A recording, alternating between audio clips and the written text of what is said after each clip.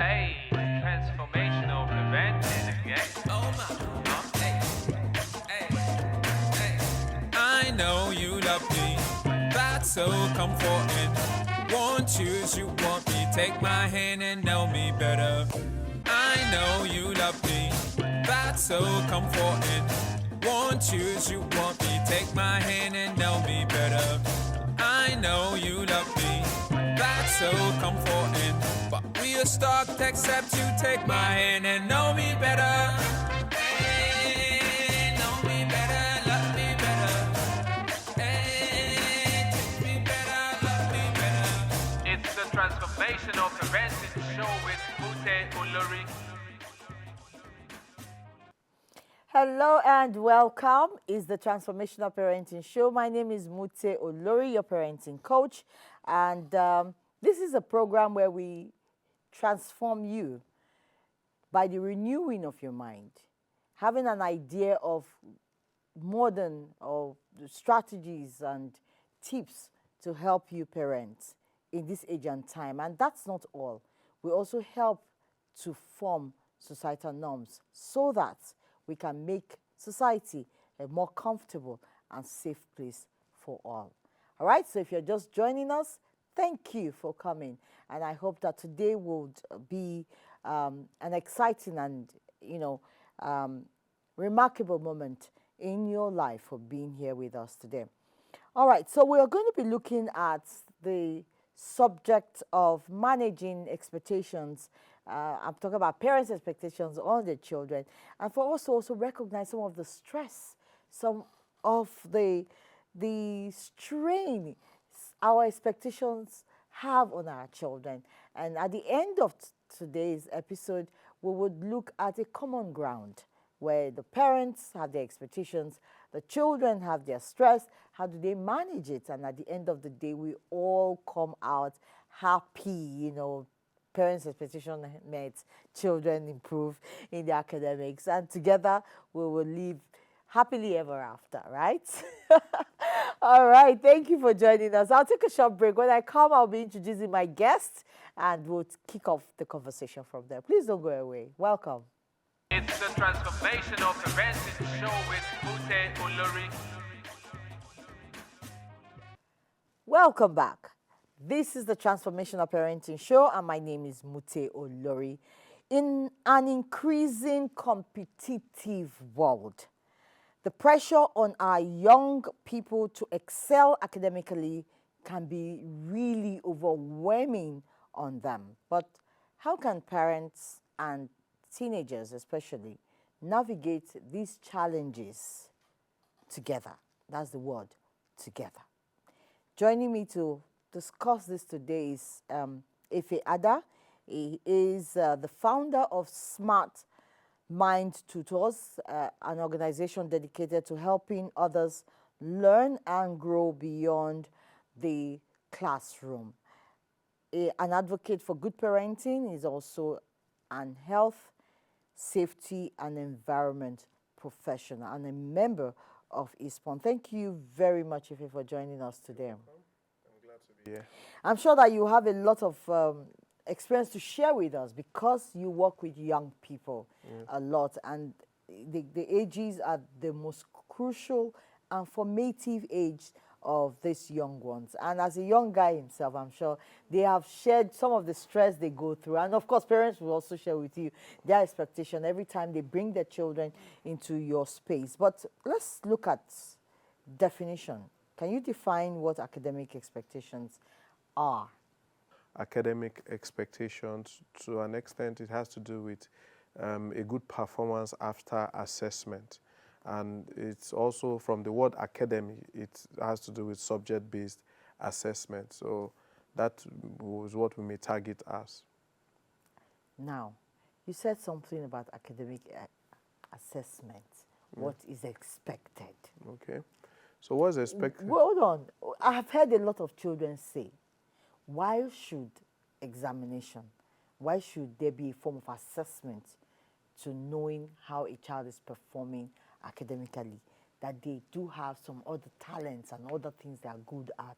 Why are they not being judged by that? Why is it just academics? Now, This kind of mindset, what strain does it have on it? Impact does it have on a child, who you expect a certain level of academic performance, but has a mindset that is totally different from that expectation? What is the impact on them?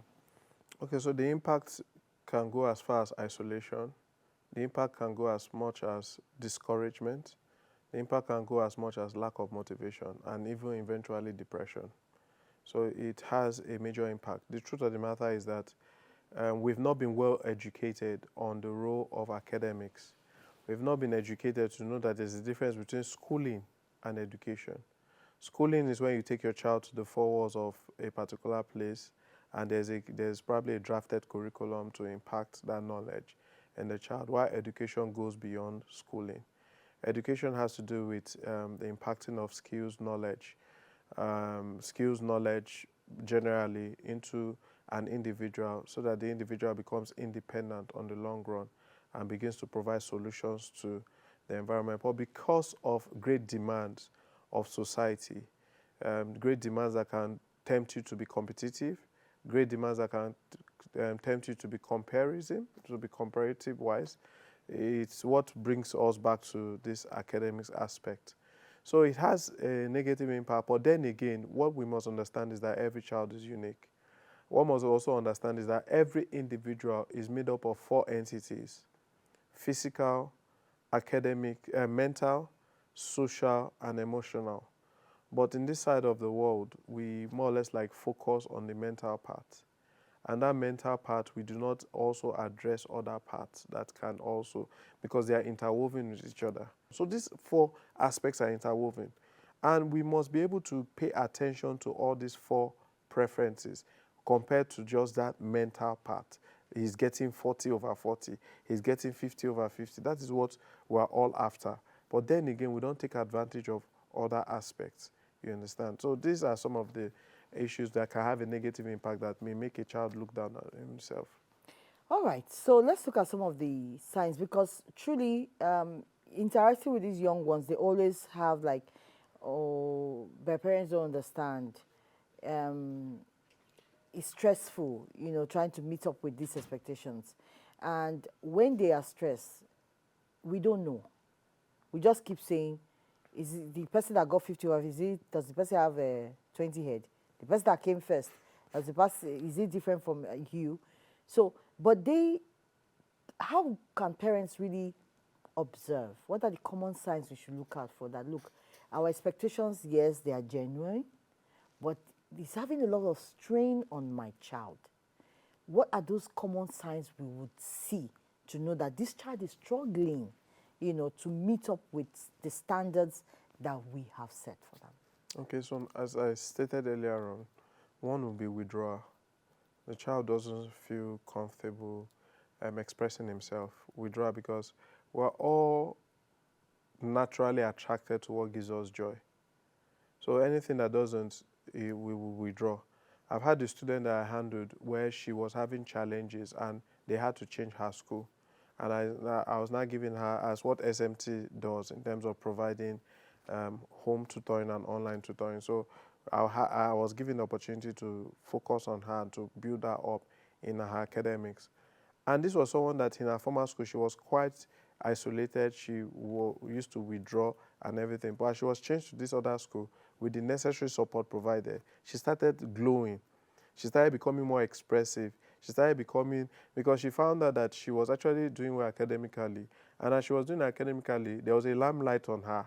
And that limelight, which was, oh, where's Adesu? Where's that social part, encouraged her to learn more. So you can see why each of them is interwoven. So there's that place of withdrawal. Another thing is disinterest. When you always want to talk about academics and the child is not even interested. Because who will not want to have a discussion with what makes the child happy, or have a discussion with what, we're all attracted to where our strengths are. So there will be that place of disinterest. The child doesn't want to talk about that aspect because you're not, nobody loves failure. Then the next thing could also be depression. These days, even the young ones go through depression, which is not easily diagnosed, and it goes a long way to make an impact.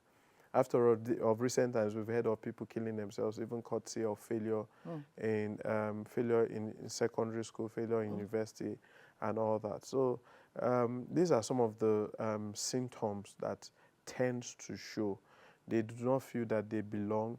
And in a case where school fees is even very expensive, you have a parent who is like, I paid this amount of money. Exactly. I mean, it's How not can easy you having to become go and work and then pay, and then you are telling me that your stress is the expectation are and strenuous then, on you. and do you know what's the funniest thing? So some of these parents now enter the trap of comparison. When I was in GS1, I was doing this. But one thing we do not understand is that the white man, to an extent, is the one that brought academics to us and schooling to us. And in those days, your hands needs to be by this side before you are qualified to get in secondary school. Now, before that happened, you have attained a certain age. And that age signifies some level of maturity. Your level of maturity to balance your emotional issues with academics and with social. But today, we have a 10-year-old child entering into GS1. That's a pressure. And why is he entering GS1? Because he was scoring 100 over 100. But we don't understand that that child is made up of those other three entities: emotional, social, and physical. So if those things are not balanced, the child will get to a place where he's doing well academically, but he doesn't feel he belongs, because maybe in that class, you also have kids who are much older. And when you have kids who are much older, he feels isolated. He doesn't feel this is where his play groups are. And there's that imbalance. What do we do as parents, especially if we begin to realize and recognize these signs of strain? Because some children don't have fantastic relationship with their parents, so they can't talk, but sometimes the struggles are there. Like you said, we've seen children talk about mental health issues. I've seen children go to universities where they demand so much from them and they say to them, look, I can't go to school anymore. I want to drop out because it's too much on me. And we traced it from somewhere because those expectations were really high. And so when they got to an environment that it's just them and those parents are not there to put those things, push them anymore, they were struggling. So how do you think parents can begin to help when we see these signs of withdrawal, these signs of depression, these signs of wanting to... Unstable mental health. Yes, having unstable mental health and all those other signs that we're seeing. Someone who is doing amazingly well, at a point, they now get to a point and you're wondering, this child is dwindling, dropping, what's going on? How can parents help, when we see the signs in our children? Okay, so first and foremost, every parent must know and understand his child. Very, very critical. And this is some of the mistake a lot of parents make. Guess what? There are times I have a conversation with a parent and it's like, oh, my child is this, my child is that. I've not even seen the child. They just make certain descriptions and I begin to tell them about their child. And guess what? Some of them are like, that's the way I was when I was young. And I'm like, if that's the way you were when you were young, why don't you use the same template that worked for you to work for them? You are imposing something different. You're imposing a different expectations from what you were. So that's an easy thing. But do you know that parents these days, parenting generally, we like to make our children succeed where we fail. We're not disputing that, but that is or why be you have what we were not able to beautiful. become. So you are now more informed. You are informed that if this child is like you, an orange doesn't come from an apple tree, then you are able to now guide the child on your fallout. Whatever was your fallout, you have information on how to guide the child. You now know the proper support to give the child. So your child is to do better because you have the information of, in quote, his past, his present, and future, if the child is taken after you or if the child is taken after your partner. Now, not even every schools are for your child. You can have 10 schools in one street, and those 10 schools are unique for different kids. You could have a school that has sporting events majorly, even though they have the academic part, and that suits your child. You could have a school that they invest in music, and that can help your child do well, because there are times that you can be helped, you can be doing well in something, and it triggers your success towards another thing. So the first thing is you should know your child. The second is you should provide the necessary support. So after understanding your child, you need to provide the necessary support. Some kids could be independent learners. All they need is a conducive place where they can learn, and you provide that for the child. So provide the necessary support. Some could be home tutoring, online tutoring, as the case may be. So provide the necessary support. Number 3, collaborate. Collaborate with the teachers. Some parents impose a lot of things on the teachers. Some parents feel that the teachers are just servants there to serve their own purpose. Your teachers are there to provide those necessary support. Remember that the kids most times are more in school than they are there at home. So collaborate with teachers. Get to know more about what is happening. I have a lot of, the beautiful thing about SMT is that we have a lot of intentional parents. So there are parents that put us on our toes, ask us the necessary questions, and we give them the necessary answers to say, okay, this is what will work for your child and all that. You have a parent who is objective. Oh, I want my child to learn this. I want my child to know this. This is what I want from my child. You understand? And even going back to providing support, support may also mean exposing your child to other aspects apart from academics. I have a parent, for example, that is in the UK and is like, oh, I want my child to learn IT because I know that at some point this child will go like that. That is an intentional parent. Academics don't cover everything. You understand? There are other things that can actually enhance. There are other things that can enhance it. So let's take, for example, a practical example. You have someone who is interested in law. Are you aware that if that child knows that I am interested in law, and even if the child doesn't like maths, but maths is a requirement, do you know that because of that child's interest in law, he may eventually learn the maths? For example, I love to teach. Now, at times, in university days, the only reason I was reading was because I needed to teach someone. You understand?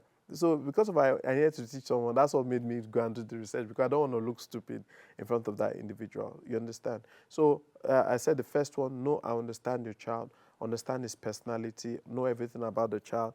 Number 2, provide support. Number 3, collaborate. Yeah. Number 4, be realistic. Do not put comparison. Only compare your child with his past and encourage the child. So what do I mean by that? Let's take, for example, your child had 85 first term in terms of overall. Now, into the next term, your child had 89. But now let's assume he had 85 and he was 50. Or let's say he had 85 and he was second. Now he goes into the next term, he has 89. That last term he was second for 85. This term he's 89. But guess what? He's now 50.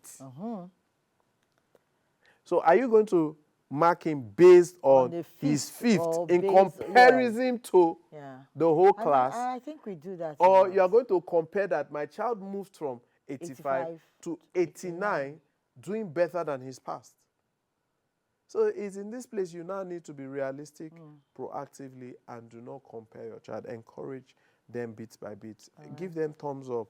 Oh, we're going to watch a movie because you had this improvement. And even if the child doesn't improve, still encourage the child. Because love could actually... even in our workplaces, we need encouragement. So imagine our workplaces, there are times we do well today, there are times we do not do well tomorrow, and we know how we feel when someone comes and gives us a pat in the back and say you can do better. We know how we feel. They how much more our kids. The more like, I paid this school fees. You don't have any reason. What else are you thinking about? Are you the one going to pay for the money? And I want to give kudos to the parents. Let's not be too hard on them. At times too, it's just the pressure of life. But that's why we have programs like this to encourage them and strengthen them to know, oh, you may actually lose it if you're not careful. All right, thank you. We'll take a short break while we come back. I'm sure most of you are relating with that. Either you're giving me the bad eye look, or you're giving, or your children are giving me bad eye look. But all the same, when we come back, we're going to see, because we're here to create a balance. We're going to see how we can help these young ones. Because truly, some of the things, your expectations, is because you know they have the capacity to do it. And so how do we build this capacity in the children and let them go through it, you know? And at the end of the day, all of us will be happy together. So I'll take a short break. When I come back, we'll be concluding this episode. Please don't go anywhere. I'll be back. It's the Transformation of Parental show with Olori. So welcome back. It's the Transformational Parenting Show, and we've been having a very interesting conversation how we can manage academic expectations of parents, coupled with the stress the children are facing, and we identify some of the problems, the signs we should see when our children are struggling in meeting some of the expectations that we've set for them when it comes to the academics, and the signs and what we can do to help them. And we listed about 4 things: know your child, collaboration, helping your child, being realistic. We looked at some of these things as part of the way you can help your child. Now let's go to the children who are really, there are different kinds of children. Wonderful children. Yes. And I keep telling people, I don't know how we got here that we're raising children that don't have resilience as a value. So now with these children who, the parents mean well, I guess, in pushing them to what to do, but it's really, they're experiencing a lot of strain, a lot of stress, to meet up with those expectations. How can we, what strategy do we give to these young ones, these children, to see that they are able to, overcome the limitations and excel as expected? Okay, so as I said, a key thing is why I stated earlier on about the importance of knowing your child is so that you should know what to expect and not expect what you shouldn't be expecting from the child. See, there are parents that know their children. Yes. They know that the children have the capacity to be more than what they are. But there's something not... And so I want you to push these children, tell them no. Because I believe that some of them have the capacity to be, but there are certain things holding them back. So that's why I still go back to knowing your child, because there is something that drives a person. There's something that works for you. Okay, so for example now, as you are a mother, I'm sure that one of your kids would have taken after you, exactly after you. Because me, I like to be practical about my things. So if you reflect on how you were in certain situations and how you were able to overcome those situations to do better, if you go and look at your child or have a conversation with that child that practically took after you, you find out that a child must have done something similar. I would not agree with you basically on that, because we are both living on different... Okay. I didn't have some of the distractions they have now. Yes. So in my own time. So it cannot be the same. Okay. The advantages they have now, how can they use it to meet up with my expectation? Because I know they can do better. You had your own distractions. There were the distractions that suited you in your time. Because whether you like it or not, you have your peers who allow those distractions to take them over. The only thing that has changed, the objectives remain the same. It is just methodologies that change. I know that there are distractions. Young man, young lady, don't allow those distractions take you away from meeting your academic expectation. That's what I should be expecting. Okay. So other than making it look as if everything has to come from us, but I think some children have their roles to play. Yes, I'm not disputing it. In fact, they have a lot of challenge now because, for example, now you have to be... if you go to an average home these days, they don't even watch TV. Once they just have phone, they are fine. You understand? They have a lot of distractions. So that's why you need to consistently paint the picture of what you expect of them tomorrow. You continue to paint that picture. You need to paint the picture of success. You understand? That becomes their driving factor and all that because they have a lot of distractions. So the thing is that you need to understand that at times, some of those tools are also an advantage. So there are times where you can also use tools to enhance, like those things that could be distractions. There's a programming about Instagram that if, for example, you always listen to motivational talks, they tend to bring more of motivational things to you. If you always listen to probably comedies, they bring comedies to you. You understand? So what I'm trying to say is that at times you can encourage them to use it to their advantage to cover up the objective. In my experience of being a tutor, I have seen a lot of kids who at some point there were issues with their academics, but with constant encouragement and constant support, they are doing amazing today. Because the end goal is that the person should become an independent individual that provides solutions to society. That's the end goal. All right, thank you very much, Efe, for having this conversation with us while treating the the value of relationship. And remember one thing John Maxwell will always say, don't set up people to fail. Always try and help people to win. And I think I believe in that too. So if you notice your child, you set expectations for them, do everything possible to help them win, to help them succeed. Don't set traps of failure for them. You know, you're setting high expectations and you're not putting the machinery in place for them to succeed. And then when they crash, you see, I said it, you're not paying attention, you're not focusing. Your phone is your distraction, you're watching TV too much. And before you know, you're seizing phones, you're putting rules and regulations. You're setting that child for failure and sending them more into resentment, and they begin to revolt. And before you know, they begin to feel the lack of self-worth. So let's help our children to succeed. When we notice the strain on them, put in cushioning mechanisms to see that they're happy, they do what they're happy with, and they're succeeding. At the end of the day, trust me, they will make you proud. All right? And for you, I'll come for you guys next week. All right, my name is Olori. Remember to follow us on all our social media platforms. And I'll see you again next week. Thank you very much. Keep working on yourself. Keep working on our relationship with our children. Keep working, and I'm sure we'll make society a better place together. Bye-bye. Hey, transformational prevention again. Oh my. Hey.